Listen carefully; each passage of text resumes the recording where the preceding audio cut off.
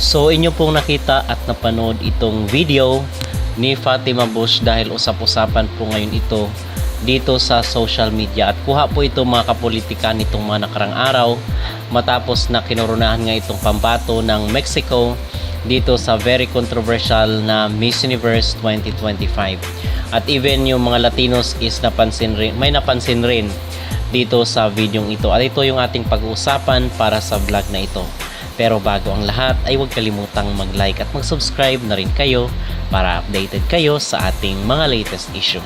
At doon po sa ating mga naunang vlog ay naipakita po natin yung video na kung saan is naglalakad itong si Fatima sa isang street at nai-report natin na sabi natin na bakit ganun, bakit walang masyadong pumapansin sa kanya at yung tao ay parang deadma lang at parang hindi siya kilala.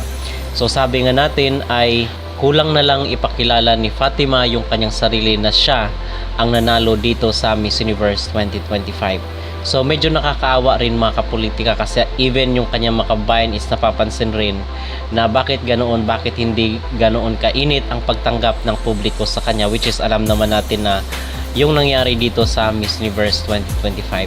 So nakita nyo na lumabas itong si Fatima and we are expecting na magtatakbuhan yung mga tao papapicture sa kanya, ay in contrast kabaliktaran doon sa ating inaasahan na pagkakaguluhan siya ng mga tao. Siguro pag si Atisa ito ay kakaiba yung maging reception ng masa dahil makikita rin naman kasi natin buong mundo ang nakasaksi dito sa kailang beauty contest sa Miss Universe 2025. So siguro ay hindi rin po natin masisisi ang mga tao pag ganon yung kanilang reaksyon dahil alam nila yung nangyari dito sa kanilang kompetisyon. So meron kasing nag-comment kasi yung video na ating naipalabas nitong mga nakarang araw mga kapolitika ay kuha po doon sa isang Latin page. So ang sabi nila is nasa Mexico na daw itong si Fatima, and then merong mga nag-comment doon sa ating naunang video na nasa Thailand pa itong si Fatima at nagsushoot pa sila kasama itong si Vena Pravinar. So siguro ay nagkamali lang yung isang Latin page na yun sa pag-post na nandun na si Fatima sa Mexico. But nonetheless, kahit nandito siya sa Thailand, the fact na dito ginanap ang Miss Universe 2025 ay malamang sa malamang dapat umingay itong naging winner dito sa Miss Universe. Pero talagang cold mga kapolitika ang reception at pagtanggap ng publiko.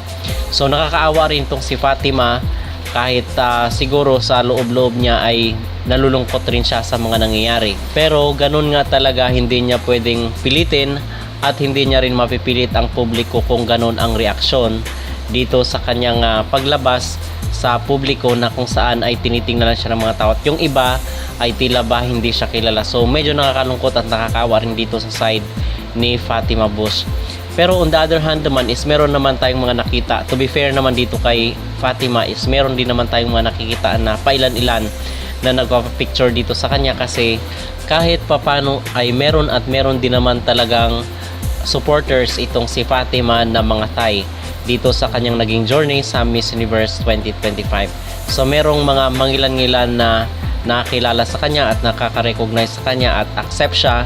So merong mga nagpapapicture at mga lumalapit dito kay Fatima Bush. Pero yun nga mga kapolitika, siguro ay i-minimize na lang siguro rin natin ang pangbabash dito kay Fatima at hayaan na lang natin ang kapalaran na mag-decide kung talaga nga bang tatagal siya dito sa kanyang corona or hindi. Kasi kung mafe-feel niya rin kasi mabigat rin ito sa kanyang kalooban na kung saan ang reaksyon ng publiko is tila malamig sa kanya, siguro is baka maisip niya rin na mag-resign or bumaba sa kanyang posisyon. So hayaan na lang natin yung kapalaran na mag-unfold on its own. Okay, so yun ang aking maging reaksyon mga kapolitika. Samantala, napakarami pong mga kaganapan ngayon at mga balibalita dito sa social media. Although wala pa itong mga confirmation, pero meron na pong development doon sa kaso ni Jack Rautatif kasi nga pinaimbestigahan siya, diba, dahil doon sa misinformation na mga deal dito sa Miss Universe company. So sabi dito ng Crown and Sashes, breaking news, court orders arrest of JKN CEO for skipping verdict hearing. A Bangkok court has issued an arrest warrant for Anja Rautatif after she failed to appear for the verdict of a 30 million baht bond fraud case involving JKN Global Group. The court ruled her absence as intentional evasion, ordered full forfeiture of the bail bond, and rescheduled the verdict reading for September 26, 2025. So ayon sa mga netizen at mga kumakalat dito sa social media, ay baka daw nasa Mexico na itong si Jack Rautatip at doon daw nagtatago. At ang sabi ay isa na di umanong ganap na Latin itong si Jack Rautatip, kasi ang sinasabi mga kapolitika, di ba, hindi siya nakita doon sa Miss Universe at wala siyang appearance. So baka daw ang sinasabi ng ating mga netizen ay nagtatago na daw ito sa kaso dahil nga doon sa misinformation deal dito sa mga client ng Miss Universe. Samantala, nananawagan naman ngayon yung ating mga kababayan na sana ay kunin na ni Chavit Singson yung Miss Universe dahil nga na-report natin doon na yung stocks ng Miss Universe ay for sale na. So naghahanap di umano ng buyer itong si Raul ng kanyang stocks dahil nagsisisi daw siya sa pagbili ng Miss Universe. So sabi dito ang panawagan ng ating mga netizen, Manong Chavit, we know that you could potentially save the Miss Universe organization and ensure its continued success for years to come. As you may be aware, the Miss Universe organization is facing some controversies, including financial difficulties and problems with its current owners. However, with your financial resources and business acumen, we believe that you have the power to turn things around and restore the organization to its former glory. We propose that you consider acquiring the Miss Universe organization and appointing Paula Shugart as the president. Paula has been with the organization for many years and has shown exceptional leadership and vision in guiding it through difficult times. With her at the helm, we are confident that the organization will thrive under your ownership. Acquiring the Miss Universe organization would not only be a smart business move for you, but it would also ensure the continuation of one of the most iconic and prestigious beauty pageants in the world. We urge you to seriously consider this opportunity and take action to save the Miss Universe organization. So yun mga kapolitika ang panawagan ng ating mga kababayan na sana ay kunin na ni Chavit Singson itong Miss Universe. Pero ang balita daw is, sabi doon sa kanyang interview is malaki daw ang kanyang nalugi na hanggang ngayon ay hindi niya pa nababawi. Kasi parang na-scam daw siya doon sa kanyang deal with Miss Universe doon sa 2018. So kung ganun nga ang pinakaugat na dahilan kung bakit ayaw nang bilhin ni Chavit Singson itong Miss Universe, sa tingin ko ay valid naman na reason yun. Kasi nga hindi lang naman 1 milyon yung nakataya dito, I believe na bilyon-bilyon yung salapi, or kung hindi man baka hundreds of millions pesos yung nakataya para bilhin itong Miss Universe. So hindi rin basta-basta na maglabas ng ganoon kalaking halaga sa isang bagay na walang kasiguraduhan or malulugi ka. So unfair rin naman yun sa kanyang side mga kapolitika, at siguro ay galangin lang din natin yung kanyang desisyon. At sana yung ating pinapangarap na maibalik sa Amerika yung pagmamayari ng Miss Universe. Kasi parang kumbaga doon sa nila, sa side nila is medyo fair pa, medyo patas pa yung laban. Okay, kung meron ng mga mekos-mekos ay very minimal lang siguro yun. Kasi hindi naman tayo naka-experience ng ganitong crisis dati sa Miss Universe dahil sa mismanagement, especially nung panahon ng nila Paula Shugart, 'di ba? So medyo patas pa talaga yung laban during that time. Unlike talaga ngayon na very controversial at talagang hindi mamatay-matay ang issue ng dayaan dito sa Miss Universe. So yun ang aking maging reaksyon at ang aking maging opinion. So ano po ang inyong masasabi mga kapolitika dito sa malamig na pagtanggap ng publiko kay Fatima Bush? At kayo po ba ay agree na dapat nang bumalik sa Amerika ang pagmamayari ng Miss Universe? Mag-comment down below at huwag kalimutang mag-like at mag-subscribe na rin kayo para updated kayo sa ating mga latest issue. Samantala, narito naman po ang insights at opinion ni Nicole Cordoves dito lang sa katatapos na Miss Universe 2025 sa Thailand. That's okay. Like, you can take time with like analyzing the question first, especially since even in Miss Universe Thailand, if I remember correctly, Vina didn't really use English as a primary language in answering the question. So understanding that it's her secondary language, she would need a little bit of more time to really take in the question. So that's a useful tactic right there. So she said that she would address women equality, but this is where it kind of, parang ang labnaw niya. I guess I wanted to hear more content because she only really just touched the surface on women being treated equally, getting the same respect in the workplace and at home, and encouraging everyone to raise their voice. I guess with the number of times that Vina has tried for Miss Universe Thailand, I would think that she would come in really strong with the question and answer portion this time around. I mean, you had so many years to really hone your skill set and make sure that once you finally get the opportunity, you would not let it slide by like a simple, this isn't even a mistake, it's just that I feel like it really falls short. Like it could be more. I wish that she gave more depth to her answer in terms of women equality, like a more specific subtopic about it. Like, is it regarding the salary that women get and how they don't get the same salary as men do? I wish that it was a much more specific and tangible issue. Actually, no. I would go so far as for you to like have a sure win or a sure step towards the crown. You want your answer to sound really urgent. Like, wait, I didn't know that was happening. We should pay more attention to this issue. Or, you know, you make the issue sound more critical so that if there are world leaders around the world watching, and I am sure that there are, they would feel like they have to do something. And once you grab the people's attention like that, people would automatically have a movement around it. You're definitely gonna inspire so many people who are watching to voice out what they have gone through or something. So I just wish that the answer had more emotional pull. And now we go to Philippines, Maria Atisa Manalo. And her question is, as a global ambassador or citizen, what will be your contribution to humanity? And it's interesting that magkasunod si Vina and then Atisa. These are two amazing candidates that we have rooted for how many years already. We have seen their growth on different global and now universal stages already. So we have seen what they could do. At this point in the competition, we want to see what they could do differently. And then with Vina and Atisa coming right after each other, it's hard not to compare.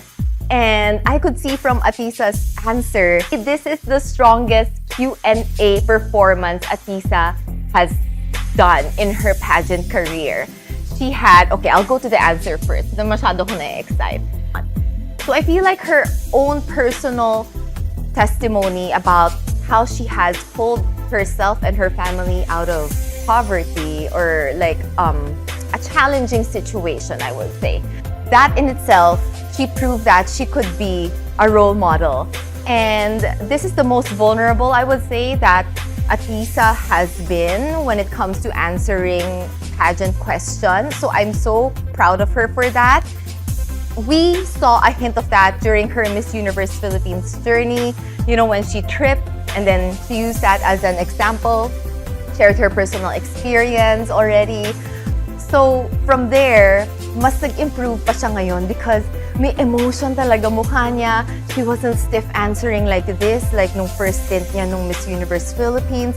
This time, she really had these hand gestures pa. So you could see that she was really comfortable already speaking in front of so many people, millions of people around the world. And she really wanted to persuade people to hear her story, to really get to know who she is. So I feel like she had that magnetizing and persuading effect already. So yeah, Atisa, we're so proud of you. Grabe yung performance mo talaga when it came to Q&A. But if I were to be really, really critical, kasi going back to the question lang na, what will be your contribution to humanity? Which is her nga as a role model. Pero I always feel like to wrap up a question like this, on such a big platform, kailangan from the specific, you give it back to the general naman. Like, okay, how could that be of use to other people? So I feel like one more line talaga sa dulo na to really answer this question, kahit soundbite lang na what will be your contribution to humanity. And therefore, I believe that if I become a role model for this, I would be able to be the bridge or blah, blah, blah, blah, you know, just that one sentence na lang para buo talaga yung sagot. Pero as it stands already, it's a really good answer. Next, we go to Miss Venezuela. So her question naman is, in a world where cultural differences can separate people, how would you choose your platform to promote empathy and understanding between different cultures? So can I just say, before we get into her answer, she speaks so well. She sounds like a BBC correspondent, and the way she enunciates her words and the calmness and grace that she delivers her answers with, parang sabi ko, oh, she's not just a candidate right now. She's already ready to be an ambassador. As like, you know, one of the top jobs of a Miss Universe is to be an ambassador to all. So I feel like in her demeanor pa lang, and this is really good to pick up for future pageant aspirants, na just with her demeanor of answering the question, it already shows who she is and how she handles situations like this and how she responds without having to really cuento it or to say it word per word, you know. And I feel like that's another level of magic right there. So after that, the words will just follow. Pero I feel like it's like next level advanced communication skills right there. Okay, so let's go to her answer this time. So with her answer, honestly, kung binasa mo siya, it's the opposite naman of how Thailand answers. Like for example, kanina, di ba, with Thailand, it looks good on paper, but sa delivery, parang it falls short or it's lacking something. But with Venezuela, it's all in the delivery. But when you read it, parang, oh, she actually used a huge chunk to like pretty much just establish that, you know, that she can be an ambassadress to a lot of people because of her exposure to a lot of cultures around the world. But I don't feel like there's a really tangible connection or like a solid, concrete example of how she can use her platform. Basically, she's saying that use me as a vessel to promote empathy and understanding between cultures, which is also correct, and it is still a wonderful answer. But by the end of the answer, it really just sounds quite general. So I was like, wait, I think, ito, order of watching ko na to ng candidates. Pagka nako-compare mo, you're like, oh, I think parang mas strong pa din yung answer ni Atika at this point. Kasi at least sa kanya parang personal testimony talaga. So it really gave her an edge for that. Pero for this one, it's still wonderful. Nakakamangha pa rin. She's so mesmerizing to listen to and to watch. And you know that she could really, really speak well. But I guess what the answer is lacking is really action points. You know, like to make it a really solid answer. We need to know, okay, what's the call to action? What are the next steps that she would do if she is given the Miss Universe platform? So it's just like she submitted her resume at first, like, okay, this is what I can do. These are my experiences, and this is the lesson I learned. But a call to action would make it a more solid answer. Once again, this is really just analyzing the answers of these candidates. It's really just to learn at the end of the day on how we could maybe improve and answer pageant questions better. Okay, up next we have Mexico. So her question was, in your perspective, what are the challenges of being a woman in the year 2025? And how would you use the title of Miss Universe to create a safe space for women around the world? So this is a very specific question because it places you in a specific point in time. And it's really like, as a woman in 2025. So it would really be good that, and I think that it's sort of the responsibility also of the candidates to really be able to reflect, first of all, on what modern women are really going through right now. Because what we are facing right now is not going to be the same as what the women before us have faced. So what makes our challenges unique this time around? So basically what she said is, as a woman and as a Miss Universe, I will put my voice and the power in the service of others. But nowadays we are here to speak up, to make change, and have everything with you. Because we are women, the brave ones that stand up are the ones that will make history. Thank you. So I feel like she did not hit any part of the question at all. And ang dami pang airtime, hindi pa cliname ni ate. So, yun yung frustration ko with that one. But I remember that as I was watching her answer the question, I couldn't really understand what she was saying. And compared to the candidates that came before her, the 3 candidates, her manner of delivery was also quite held back. So I didn't feel pulled towards actually listening to her answer. And you got, as a pageant watcher, you know, you gotta allow that also to see how persuasive or how magnetizing this Miss Universe candidate is. And I feel like if you weren't pulled in because of